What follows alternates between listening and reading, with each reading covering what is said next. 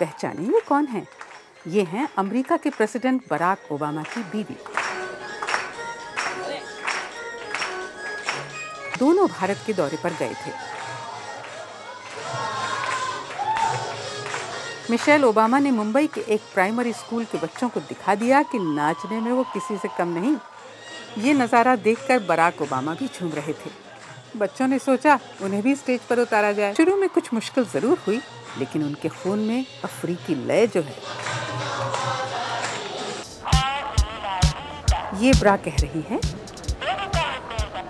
Welcome to Japan. और अगर पहली बार में आपको समझ में नहीं आया तो बटन दबाकर ये पैगाम चीनी, कोरियन और अंग्रेजी ज़बान में भी सुना जा सकता है। कहीं आपको ये मुगालता तो नहीं हुआ कि ये किसी ब्रा का इश्तिहार है? नहीं जनाब, ये खालिस जोग्राफिया का सबक है जिसमें माउंट फूजी और जापानी मंदिरों के मैग्नेट और जापान का नक्शा छिपा है इस मॉडल की स्कर्ट में।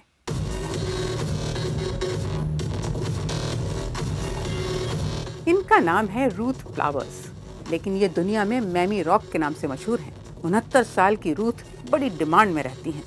इन दिनों ये अमेरिका का दौरा कर रही हैं, लेकिन यूरोप में भी इन्होंने खासी धाक जमाई है। ये अपनी बूढ़ी उंगलियों पर नचाती हैं नौजवानों को।